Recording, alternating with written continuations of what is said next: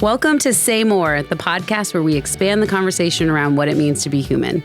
My name is Andy Spray, and as always, I'm here with my co-host, Emily Lawyer, licensed professional counselor, and we are answering your real questions. And while we're at it, we're creating a community, and we hope you join along with us as we grow together, learn how to connect more to ourselves in order to connect more to others and ultimately to God.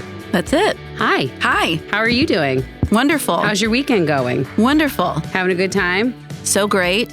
Lots of fun times. I'm in birthday season right now. So lots of, treat yourself. It's been wonderful. Anything good? Anything noteworthy? Oh, all my favorite things. Sushi, time with people I love. All kinds of fun things. All right, don't get too much into the game I'm about to play with you. Because you've already named like 3 things. Have I really? Yes. Okay. We're so in sync. But I have a little game for us. Wonderful. Because you know I love games. That's going to be part of my fun weekend, too. I love games. Do you know that my children have discovered the Game Show Network? Oh. Here's the thing. My kids, staying in a hotel is very novel because they have cable TV. And they're like, what is commercials? It's like a time gone by. Switching channels? What? And they discovered the Game Show Network. Hours of fun in the hotel. Game show. So I've got a little game show for us. Yay. Today. Okay. And it's called This or That. Love it. And we're going to some of them are going to be rapid fire. Okay. Some you can elaborate. I can elaborate. I'm asking both of us. Wonderful. I'm the host and the guest of this game show, and you are the guest. This is the kind of production value that we can bring. There's only 2 of us. Okay. This or that. This or that. All right. So these are going to be, start with some easy ones. Okay.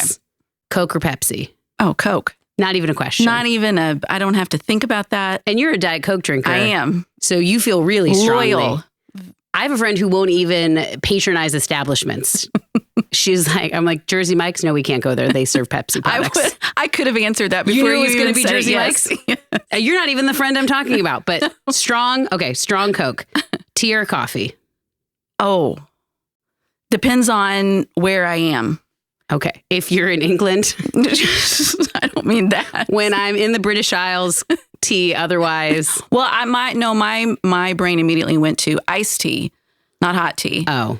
If I am in my beloved East Tennessee, where I went to college, it's sweet tea every time because they do everything with gusto and a smile. And by that, you mean extra sugar? Extra sugar. If not East Tennessee, then I'd probably say coffee. Okay. I was thinking hot tea or hot coffee. Oh, well then definitely coffee. Definitely coffee superior. Yes. What does Ted Lasso call it? Cardboard water? Okay. Mac or PC? Mac. Again, that's as easy as Coke or Pepsi for me. My husband worked at Apple for a time. I think a blood oath was involved. We are Apple. And that continues iPhone or Android. Yes, iPhone, same. If you are the Android user in the group chat, I want you to just do a little self-reflection. You're making it harder on everyone. I'm sorry. I'm going to hold your hand when I say that. Well, however, we are now getting into territory where people are going to start to have really strong opinions. Yeah, I want to get people, I'm ready to get riled up. They're going to start getting riled up, yes.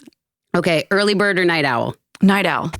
I am a second shift all the way. Same, except the public school system is really thwarting this for me. I am forced to get up early, but I just still go to bed late because night owl all the way. Okay, fiction or nonfiction? Nonfiction. I have a hard time reading fiction. I'm nonfiction too. I thought you were going to say fiction. Oh, But now that I think about it, what fiction have you ever read? Well, and that's interesting because I thought you were going to say fiction as well. I like fiction. Yeah, you're a big Harry Potter fan. True. Wow. Okay. Call out. No, I do love Harry Potter and I love lots of fiction, but I read more nonfiction. Same. For sure. Because we both love biographies. We both love history. I love a memoir. I love an encyclopedia. Actually, that's my true passion. That's another story. Okay. Sweet or savory? Can I have both? No. Oh, come on. I guess I'm going to go sweet. Really? Does that surprises you? Yeah, I thought you were going to be team savory. Well, I said I wanted both. I mean, of course. I'm 50-50 on that. I also want them both. But if I'm choosing, I'm going salty. Okay. Okay. Lake or beach? Lake. Really? Yes. I like the sound of the beach. Okay. Okay. I'm not crazy about salt water. And the beach is a little too unpredictable, or the ocean is a little too unpredictable for me. Okay, I also like both. I think I'm picking beach because I like the ocean. Okay. I like that it's big and unpredictable. I like the sand. But I like lake culture. Yes. What is it about the beach that makes everybody gross and perverted? Why are restaurants gross? Why are all the t-shirts gross? I still think I'm going to pick beach, but lake culture is definitely a little better, more sophisticated. A little tamer. City or country? Oh, country. I know, I'm city. Did you even hear a little bit of my accent? Country. I'm a city mouse. Okay. Vacation or travel? These are two different things. Yes, they are. Oh boy. Now I thought this was going to be the easy section. No, these are getting a little more challenging. Okay. Travel. Because I love to learn. I love new experiences. Me too. I love vacation. Who doesn't? Mm-hmm. I want to eat poolside nachos and have them delivered to me. But I'm picking travel. Okay, I'm going to move along, believe it or not, to some harder ones. Oh, okay. Well, this one's not going to be harder, but I know we're going to disagree on it. Instagram or TikTok? Oh, Instagram. Lame-o. TikTok is superior in every way. I'm sorry to tell you. You have been making a good case. Thank you. I will say, you've been telling me, more and more about it. It's a little different. It's not just the repeated things. Mm-hmm. Okay. Laundry or dishes? Laundry. I love laundry. You can watch TV. That's exactly what I was getting ready to say. You were going to say you can watch TV? Yes, absolutely. Okay. I like flu or stomach bug. Oh, this is like a would you rather at this point. Yes, I told you they're going to get a little harder. Oh, I'm going to go maybe a little controversial. I'm going to go stomach flu. Okay. It's so much worse. You're done in 24 hours. You're done in 24 hours. It's the worst 24 hours of your life. I had the stomach bug wipe through a whole house of friends at a girls' weekend in like 2022. And I don't think I'm over it yet. Maybe 2020. I don't know. Many years ago. And it still haunts me. So I think I might pick the regular flu. But regular flu lasts forever. Despite the fact that you have a story like that, and I will see you, that story, and raise you a time when I had the stomach flu and hyperventilated to the point where I ended up having 6 firemen in my room and having to have some sort of medical intervention because I was so afraid of getting sick that I hyperventilated. So you would think that I would have chosen the regular flu, but and no. Still no. I'm going to go with it's going to be the worst 24 hours, but it's going to be over in 24 hours. All right, I hear you. Dental checkup or physical? Physical. Oh, physical. Physical. Here's the thing about a physical. You're going to get called fat. Not you personally, but anybody. We're going to go through your diet. What did you eat in a day? Tell me more. Really? For breakfast? Interesting. I was going to say the judgment. The judgment is high. Well, I don't know. I feel very judged at the dentist. Oh, I don't experience that. I do have some really, really traumatized memories of being at the dentist, though. I do too. It's sort of my whole personality. So I'm going physical. I'm just going to, avoid your judgment. Tattoos or piercings? Oh, piercings. I still think that I have some deep-seated legalistic teaching in my mindset against tattoos. Well, so I don't know that out of you, and you and I are going to go get a matching friendship tattoos. I only have one tattoo. I think I would pick piercing. I only have one tattoo, and it doesn't even look good. But I like tattoos. On the pain scale. I like the cool girl half sleeve. Oh, okay. I think I could do that. Yeah. I'm on the wrong side of 40 though, so to step into to start. But I think it looks really cool. But I also love a nose ring, love a ear full of stuff going on.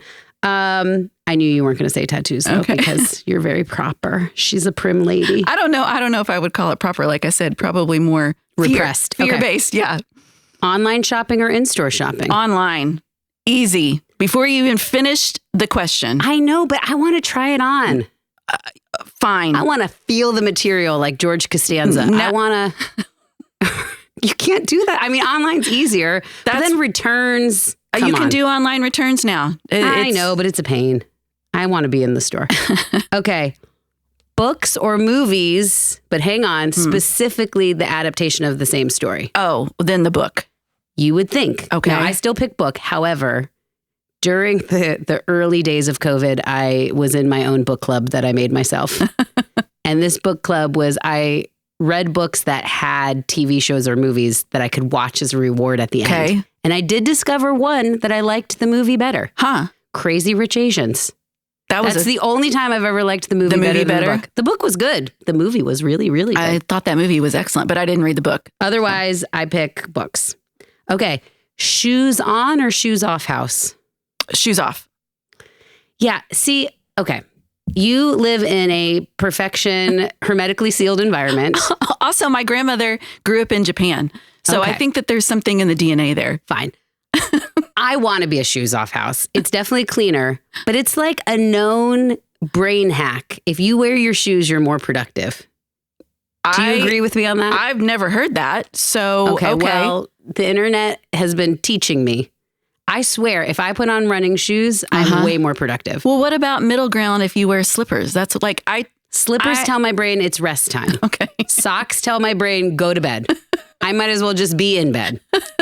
And I already want to be in bed anyway. I'm already fighting the urge at all times to not just be in bed. So keeping shoes on. Keeping shoes on keeps me a little bit honest. But I want to be a shoes off house, but I'm not. I'm a shoes on house. Quiet gathering or party? Party. You and I are probably I love a party. Both going to say that. I like a quiet gathering, but I love a party. Yes. Playlist or podcasts? Oh. Like, what are you listening to when you're out and about? These are really difficult now. I know. I was trying to make it hard for you. Most of the time, it's going to be a podcast. And you're such a music girl. I know. That's why I said this is such a challenge. When I'm out and about, it's going to be a podcast. Me too. When I'm just existing, it's going to be a playlist. And when I'm psyching myself up, it's going to be musical theater. I listened to Suddenly Seymour 7 times on Saturday alone. Okay. If you don't know what that means, don't just move on. Live music or live comedy? Live music. I knew you were going to say live music. And you're going to say comedy. Say live comedy. Yes, you are. I love live. I mean, I love a concert, but I love live comedy. Okay. This is more of a would you rather. Okay. Go to the movies alone or go out to eat alone? Well, I am quite comfortable with both. I know. I'm going to say movies. Because there is, even though I'm quite comfortable with both, there is a little more protection. You're sitting in the dark. No one is seeing you sitting by yourself. I also really like if you're going, because I feel this way about concerts as well. If you're going to a movie that you just know nobody else is really interested in, there's no pressure of trying to, say, oh, what'd you think? You just don't have to worry about that. You're like, I want to go see it. And so I feel perfectly comfortable just going to the movies alone. This is how my husband thinks and feels. He regularly goes to the movies alone. He just went last night alone. I find that borderline psychotic behavior. You do? Not really, but he's the same way. He's like, I want to see it. You weren't interested or you couldn't do it. So I went and saw it. Yes. He's very comfortable. Who will I make witty comments to? Who am I gonna point out like that guy? Remember he was in that one episode of that thing. Who am I gonna do that to if I'm all by myself? It diminishes the enjoyment of the movie for you. I know you're quiet at a movie, but to me it's still more. I mean, it's not more social than going out to eat, but I feel like I can fudge it in a restaurant. Whereas in a movie, I will grant you, sometimes you do want somebody to talk about the movie with afterwards. And if you've gone to see it by yourself. Process this with somebody. Yeah. And at a restaurant, I can just sort of eat and move on. I don't really like going out to eat by myself, but I will if I'm traveling or something. Okay. Exterminate or catch and release? You're asking a country girl. Well, tell me, country girl. I'm sorry. I'm sorry, people listening, if this is going to feel heartless and disappointing for you. Exterminate. Okay. There are certain species that if they are not exterminated, I am going to not be able to calm myself and my nervous system, i.e. rodents. Well, here's the thing. I was staunchly catch and release. And I say was. I mean, I was like catching bugs and taking them outside. One time there was a salamander at my house and my mom caught it and reminded him that Jesus loves him and like gave him a bath and sent him out in the yard. So that's what I grew up in a very catch and release kind of family until there was mice in my house. You had some interesting visitors yourself. It altered my brain chemistry. And now I'm like a mob wife. I'm like, take care of it. I don't want to know the details. Get it done. And I can tell myself that he's back in his hollowed out tree stump, sipping chamomile tea and having adventures with David the Gnome, when really I know he's at the bottom of the East River and I don't need to worry about it anymore. But if you can't be a mouse in my house. I agree. I'm so sorry. I agree. I've been changed. Forever changed. That's what it'll do to you. I have no allegiance to Mr. Jingles. No, he's gone. And I don't know the details. Tony Soprano took care of it, and that's all I need to know. Okay. Wrapping up, getting close to the end. Purge or hoard? Purge. For sure. I know. For sure. It's the better way. I love how all of these, I'm just, sitting in warm fuzzies that everybody listening is playing along with us. I hope so. That's the goal here, is that you're all telling me. Also, I want to know, I want to be a purger and I want to hear from my fellow hoarders. I have a hoarder's heart. I'm compassionate and that's not even the word. I'm sentimental. That's the better word for it. And I just like everything has meaning. And again, my mom who saves the salamanders is also, everything is meaningful so it's not good. It's the worst of the two, but that's ultimately where I am. Okay. Wide leg or skinny jeans? I guess still skinny jeans. Okay. You're more in with the trends than I am. I'm currently wearing wide leg jeans. Yes, and I'm currently wearing leggings. Not because I need the Gen Z people to think I look cool. I don't want to look like I'm 18, but I do want to look like I live in the year 2025. Skinny jeans still have a place. I'm not against them. Okay, Marvel or Star Wars? Sums it up. Neither. No, you got to pick. I guess Star Wars, because I'm more familiar with Star Wars. I'm going Star Wars too. I don't care about Marvel as much as everyone else does. I admire people who are really into the Marvel universe. Just the commitment. Yeah, I was going to say, it takes a lot of commitment. Commitment to the story. Yes. And the myth. Yes. And the who alien is this. I don't know. Yes. It's too much for me. You lost me at 36 movies and 45 TV shows. I just can't keep up. Although Star Wars is sort of kind of falling into the same thing. Okay.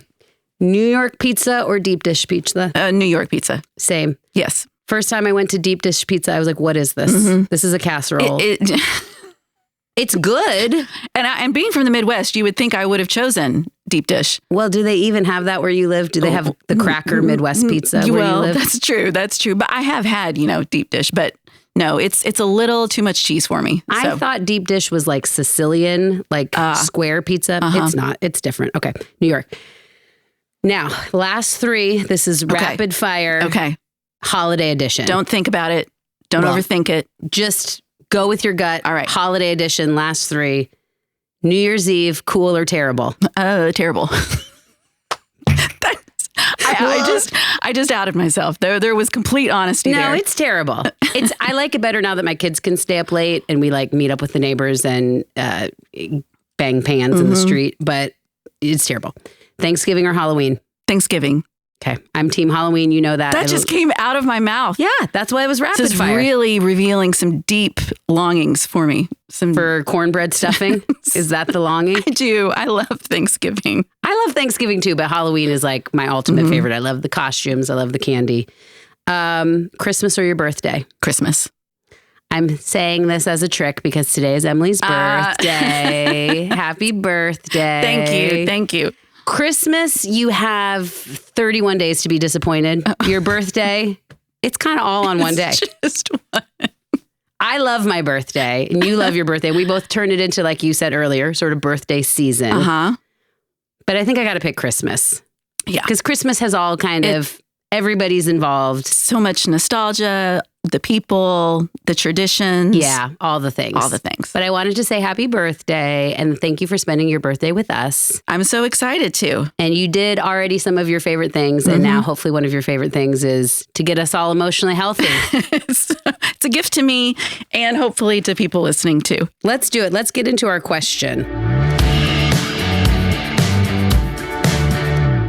All right, I'm actually going to read our question today. This came in first as a text, and then when I asked for some follow-up clarification, it came in multiple voice memos. Okay, great. So you're going to distill it down. I sort of extrapolated from those voice memos, and here's the question.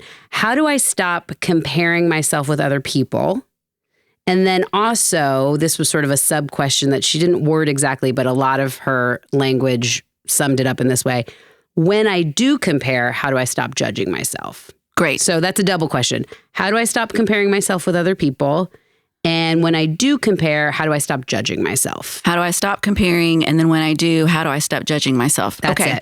it. This is such a great topic for us to talk about in this podcast because this is right in the bullseye of why we even wanted to have this podcast to begin with. Because comparison is one of those topics where we do tend to try to reduce it down in an effort to make it go away. Okay. Like if I can just reduce it down, then I can say, don't do that. And that's sort of the way that I handle it. What we're doing is we're saying we're going to expand the conversation. And I love that the question already has kind of parsed those things out. Because if we can expand the conversation, what happens is I can bring some more awareness to what's going on for me. Awareness leads to more compassion about what's going on for me or a greater ability to give myself some grace. And if I can operate out of more of a place of grace or compassion, I'm much more likely to be able to do something different with it if I want to. So I love that we can open this up. So let's start first with the how do I stop comparing? Yeah. All right. I probably am going to land a little differently than maybe other people on this because I would probably take it from the approach of I'm not necessarily sure we need to stop comparing. Interesting. Here's why. I think there are some arguments to be made as to why we compare. First and foremost, we compare because we are human. This is just part of how we relate to other people is to look at differences and notice them. Yeah. And I'm even going to bring some biblical arguments in. If we go to Genesis, when woman was created, Adam looked at Eve and noticed she's different. So that's a comparison that's happening, right? So I think it's part of the way that we relate. It's part of the way that we learn about other people, other differences, other perspectives, other criteria. It's part of what it is to be human. So for that reason, I'm not sure that stopping the comparison is going to feel very fruitful for us. Comparison is normal, natural. It's going to happen. Absolutely. Okay, but so if we compare, we're not only comparing, we're kind of judging ourselves based on those comparisons. Correct. Let's go back to even more of that. If we're saying when I compare, what am I comparing myself to? Okay, let's go to scripture. God even gives us a standard to compare to, God's holiness, right? And part of the reason that we do that is to notice where there is, let's call it a deviation. Let's use a scientific word there. Deviation meaning where there is a difference. So if I'm doing that with God's holiness, I'm noticing or I'm comparing in order to kind of help me more clearly define my beliefs, my principles. It's sort of a fixed standard to help me determine that. Now, when I notice that deviation, now we're moving into what do I do with that deviation? Okay. How do I interact with that deviation? How do I interact with that difference? And that's where the judgment can start to come in. And now I've gone from comparing to competing. Okay. And if I am finding myself starting to compete, well, now we got a whole nother issue. So if we're saying, well, what do I want to do with comparison? I'm going to bring some acceptance there. As a human being, I'm going to compare. It's part of how I relate, part of how I learn, part of how I grow. There's benefit to it. When that comparison starts to move to competing, that's where things can start to get away from me. So what do we do with that? I think one of the things that we can kind of look at is letting myself recognize, what am I competing with? And you and I were talking a little bit about this as far as false standards that are just so prevalent in our society right now. Like sometimes you'll hear it said, I'm comparing myself to someone's highlight reel instead of their full life.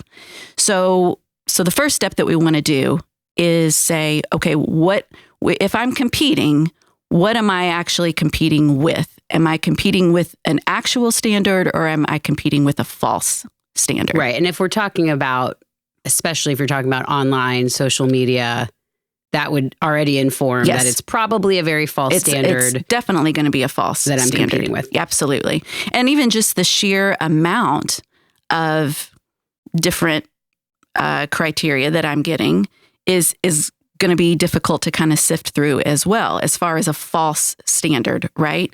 And that the more that I'm bringing in, but I don't have any really good way of sifting out who are people who actually do share my values, who are people who don't actually share my values. I'm just lumping it all in together, and I've got this overwhelming amount of data and images that are coming in. So yes, being able to kind of sift that out and say, all right, let's just start with, am I comparing myself to an actual standard or a false standard? Now, we can also ask the question, how can I tell when I'm starting to move from comparison or comparing to competing? Okay. What's a way that maybe I can check in with myself and recognize I've moved from compare into compete? I think we're going to look at the emotions that I'm starting to feel. If I'm finding myself starting to feel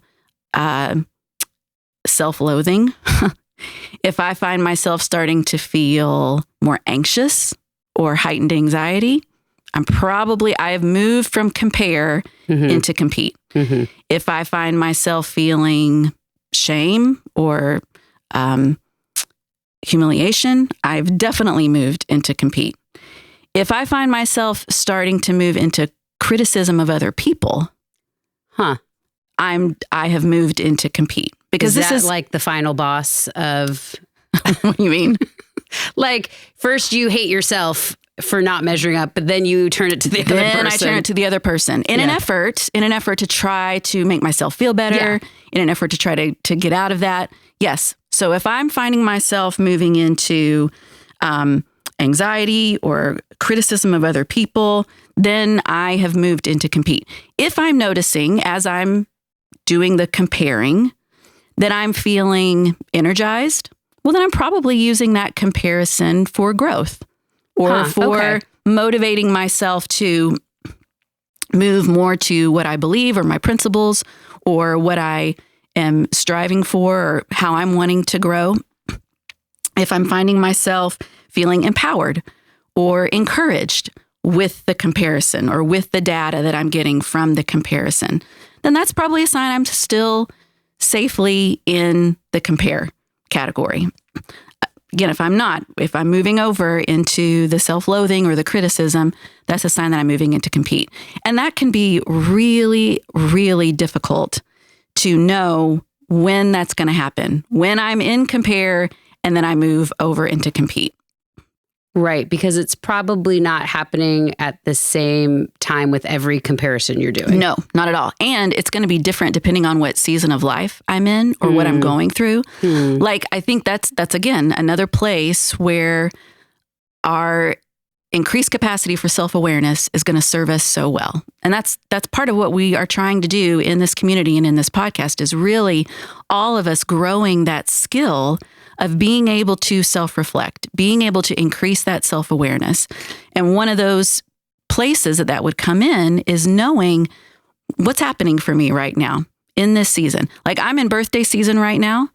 That is honestly going to be a time when it's probably going to be easier for me to move into compete than to stay in compare. Just because you're more vulnerable. You're more in vulnerable. This season, perhaps. You're looking to the left and the right, and you're not just in it to get data about how you want to grow. You're looking to try to size yourself up or to answer the questions, am I okay? Am I doing what I need to be by this time of life? Right. Have I achieved what I was supposed to have achieved? Do I belong? Do I fit in? And why don't I look like Kris Jenner's new face? Exactly. On my birthday? Exactly. Just saying. It's going to move into compete. Yeah, right. Real quick. That's like falling off a cliff right. of compare into compete, into the chasm of compete. We've mentioned transitions before in prior episodes as being a time when our manageability kind of just gets disrupted a little bit. So if I'm in a season of transition, a new relationship status, a new job, moving to a new place, again, that might be a season where I'm a little more susceptible to move into competition rather than staying in compare. And I might just want to put maybe some extra guardrails around what I'm allowing myself to be exposed to. I would think also a season of grief. Oh, for sure. Yes, that's an excellent that maybe point. Something has gone on in your personal life that you are grieving, and scrolling through Instagram and looking at everybody's, fake perfect families is going to just be extra devastating, extra hard. Yes, absolutely. Times of high anxiety is going to be a time whenever it's going to be more susceptible to fall into compete. So again, just knowing that about ourselves, being able in a very compassionate way to be able to pause for a second and say, okay, kind of what's happening for me right now? What's going on internally in this season? Maybe it would be a wise move for me to just put some boundaries, put some guardrails around how much I'm allowing myself to be exposed to in that comparison realm. I've definitely had seasons where it's like, okay, I got all social media. I just got to take a full break. Yeah. It's just not doing good things for me. Yeah. It's not helping me in any way. I'm not feeling energized to try a new hobby. Yes. I'm just feeling, like you said, all the things, the shame, the whatever it is, self-loathing. Right.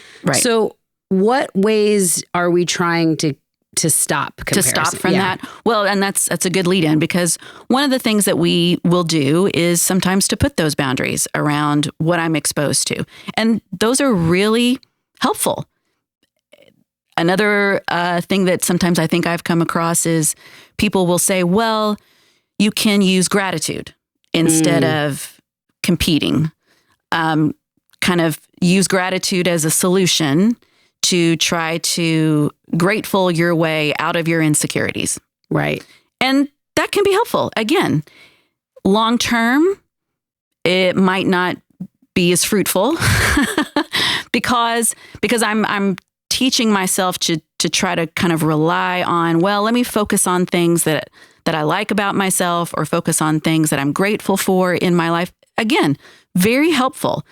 It's just that it may not be as comprehensive or as complete as some of the underlying things that are going on that are even motivating me to compete in the first place. Do you know that meme where the guy takes like the extra powerful tape and he like slaps it on the side? Do you know what I'm talking about? No, wait, say it again. Probably, but keep talking. Yes, no, it's like extra strong. Oh, like the grip tape or something, and he slaps it on the side of like an exploding tank of water. Yes. And there's a gratitude. Whoops, gratitude. It's on the side of all this. Like it's going to fix it. It's like grip tape. It's going to fix it, except perhaps that the dam may eventually It may eventually, burst. Yes. No matter what the commercial tells us. It's like the OxyClean guy. Yes, I think I know who you're talking about You now. know what I'm talking about. Yes. I knew you were. Yes. Yeah, it'll hold for a while. Eventually, it may burst through. So that's one way that we can sometimes try to keep ourselves from competing.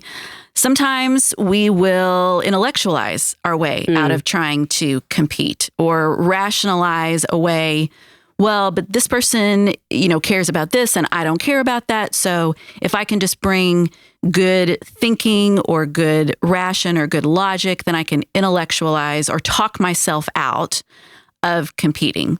Again, there's benefit to that. That can be helpful. That could be part of it. It could be part of it. Okay. Long term, am I getting at the deepest need that is being unmet? Maybe not. Am I actually fixing the leak? Or just putting the grip tape on it? Right. Possibly. And again, we're not going to negate any of those or say that they're not helpful. They are. They can be really helpful. What we do in this podcast is to open up the conversation and say, okay, let's take a little more time, maybe look at it from a different perspective and see if there are additional things that are going on as well. Okay, so gratitude, intellectualizing, anything else? Putting boundaries around what I'm around. And then, there's the good old standby. I can try to shame myself out of it. Oh, yeah, that's the classic. I shouldn't be comparing myself. I should just be happy with the life I have. There's a neuroscientist who I really like, and he calls it, excuse me for my language, he calls it shoulding all over ourselves. Shoulding, okay. Where I shouldn't be doing this. I should be paying attention to something else. So that sometimes can be a way that we will try to stop that. And again, shame works temporarily. It works for a while. Long term, I'm actually going to end up costing myself something more than if I'm going about trying to get that need met in a different way. So let's go ahead and ask, well, if I'm competing, if I move from comparison into competition and I find myself competing, what's the prize? What am I competing for? When we find ourselves in the competition, we are actually, and this is where humans are magnificently unique, and we are also magnificently the same.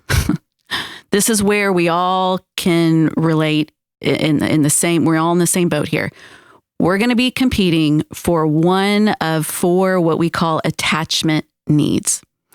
We're either competing to feel safe, we're competing to feel seen, we're competing to feel soothed, or we're competing to feel secure. Okay, I'm going to slow us down. You're saying when we move into competing, what we're really trying to get, what's really going on is we are trying to meet one of these 4 needs, would you call them? We would call them attachment needs. Attachment needs. Yes. Okay. One, I'm going to see, one was soothing. Good. One was secure. Secure. Good. Okay, they all start with S. Oh, they do. Yeah. Okay, of course. One is soothe, one is secure. I don't remember the other 2. Safe. And seen.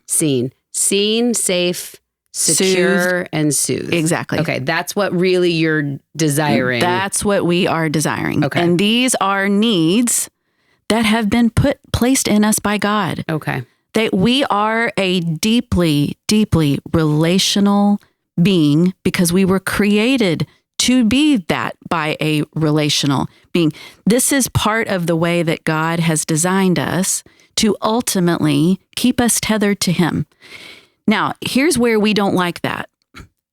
Most of us are very uncomfortable acknowledging how deeply emotionally needy we are. We don't like, there are all sorts of labels that get put around that. At the end of the day, no matter how much those attachment needs were met by my parents, hypothetically, even if my parents perfectly met all of those attachment needs from birth through growing up, which is never going to happen because nobody's perfect, but let's just even hypothetically say I got all those needs perfectly met every single time. I'm still going to need more of that need tomorrow. It's like hunger. If I eat today and I feel satiated, I'm going to feel hungry again tomorrow. And for some reason, when it comes to emotional needs, we don't like that. We don't like to admit that. We call ourselves weak. We call ourselves ungrateful, ungrateful, less than somehow. The idea that I have these emotional needs at such a deep, deep longing that continues to happen is part of the way that God has created us. And this is a stunning way where science meets scripture. We've learned a lot about these emotional needs from good research. We also learn from scripture about how to get those needs met. And I was just actually this morning listening to a message about Hannah, a character from the Old Testament. If you're not familiar, Hannah desperately wanted a child. And in ancient Israel, to not have a child was, you're the most marginalized, ostracized, looked down upon. So if anybody would have found herself in competing, it would have been Hannah. And Hannah is a really good cue for us for what to do when we find ourselves competing for this prize, when we find ourselves competing through maybe an avenue other than getting those needs met through God. She's a really good cue for us. What she does is she doesn't try to intellectualize her way out of the emotion that she's feeling. She doesn't try to gratitude her way out of it. She pours out her heart to God. She offers her deepest unmet need. And the scripture says she is wailing in agony, in despair, that she's rageful. She is in so much emotion. She offers that in a very honest and authentic way to God. And she turns to God to get those needs met. The scripture says he sees her in her pain, in her unmet need. And that's ultimately what we're looking to do when we find ourselves in the compete. When I notice, okay, I have moved from comparison, which is something that we all do as humans and not even a bad thing because we learn from comparison. When I find myself moving from comparison into competition, ultimately what I'm looking to do is to take an act of faith and place my trust in God and look to get that need met through my relationship with God rather than getting that need met through being as good as someone that I see on Instagram, being as hot as someone I see, being as achieved, being as rich, whatever it is. It's an act of faith. And this day in, day out act of faith of asking God to meet that need instead of some other source, this is the work, right? Yeah. This is the work of character formation. This is the work of spiritual formation. And so that is ultimately where we're looking to kind of move towards. So what comes next from that point on? You're pouring out. What happens after that? I think being able to let ourselves recognize that God can be a source to meet that need. Is it going to feel exactly the same in the moment as if I go and order the next beauty product or go, find some other way to get it met? Probably not. It's not going to have the same short-term dopamine hit. It's probably not going to have the same short-term dopamine hit. That's a good way to say it. Long-term, I am going to, one, be liberated from the need to compete. And two, long-term, I'm going to have that deep, abiding sense of peace and love and joy that can only come from connection with God in those needs. Now, is this the same as jealousy, would you say? In what way? Like, is the compete the same as jealousy? Well, when I find myself competing and I find myself feeling jealous, again, this is where I guess jealousy is a feeling that you might arrive at. It's an emotion that might arrive during the competition exactly. stage. Again, like we've been saying in previous episodes, emotions are data for me. Yeah. They're telling me something. And jealousy is one of those emotions that does that. Jealousy is a DM. It is a direct message to tell me there is an unmet attachment longing. Yeah. There's an unmet attachment need that is happening for you right now. You are longing to either feel safe, you are longing to feel seen, you are longing to feel soothed, or you are longing to feel secure. And the most fulfilling most satisfying way to get that need met is going to be turning to God. Yeah. Pouring that unmet need out to God and allowing him to fill it. Now, I can choose whatever way is going to get me to God the fastest. Maybe for some people, it's listening to a message or a sermon or teaching. Maybe for some people, it's going to read scripture. Maybe for some people, it's taking a walk in nature. Maybe for some people, it's listening to music that brings that to you. But that's ultimately where jealousy is beneficial because it's telling me something. One of those needs is unmet right now. Get to the most inexhaustible source to fill that need. And that would be my relationship with God. And it's telling me the emotional need, not necessarily that I need a new shirt, a new curling iron, whatever. Right. That's not what the jealousy is telling me. It's telling me I have a need. Correct. An emotional need that's correct. Not met. Correct. Society will tell me that's the way to get that right. need That's met, what right? Add to cart. Social media will tell me that. Culture will tell me that. But really there's a deeper need underneath the quick fix kind of need. Yes. What does this tell us about, maybe insecurities?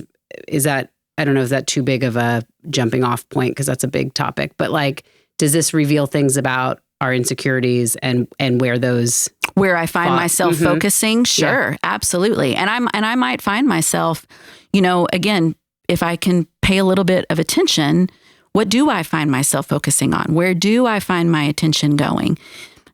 If I get that thing, am I thinking that I'm going to feel more safe about something? Am I feeling that I'm going to feel more soothed? Is if I don't get that thing, am I afraid of feeling a certain painful emotion? And so I need to get that thing so I can feel more soothed. So those can all be really helpful criteria to help us learn about what's happening for us. So again, the insecurity is not really the thing we think it is. It's the deeper emotional need. It is a signal. It's a check engine light that is telling me some data about myself. It's a clue. It's an indicator. So really, jealousy is telling us things and insecurity is telling us. Absolutely. And especially if you're noticing it come up. Yes. Again and again and again. Yes. So this sounds like a lot of the times when we have these conversations, it sounds like a lot of self-reflection. Yes. Is needed. Yes. As we move through life, especially as we scroll through our phones. Yes. What are we feeling? Like you said, what check engine light is coming on as we're going through things? And it's not just ultimately bad to compare. Comparing there could be a great thing on the other side where you noticed, hey, I did want to try that. Mm-hmm. I do want to travel. That is important to me. Mm-hmm. I do care about that. I do want to be a part of this. But when it turns into competing, one, we need to recognize when that's happening. Mm-hmm. And two, the bigger question is what's actually going on. What's actually going on underneath. Yes. Yes. And while there are some things that might help us, like gratitude and intellectualizing and those things, that's not really addressing what's under it all. It's only going to get us so far, and it's only going to help us for so long. And we'll be there when you do it, because I know it's a little scary. I'm like, I don't want to pick up the rock. I don't know what's going to crawl out from underneath. Sometimes we want to just leave those things untouched. Yes. But we're not really going to get anywhere if we don't unearth and we'll be here to support. We're going to be here to support. We're going to be here to support each other. We're going to be here to support you. This is obviously a continuing conversation because I think this is going to come up again and again as it does for us. And we're going to keep answering your questions. So keep asking your questions. And we want to know, what do you want us to say more about? And also, what's your this and that? See you next time.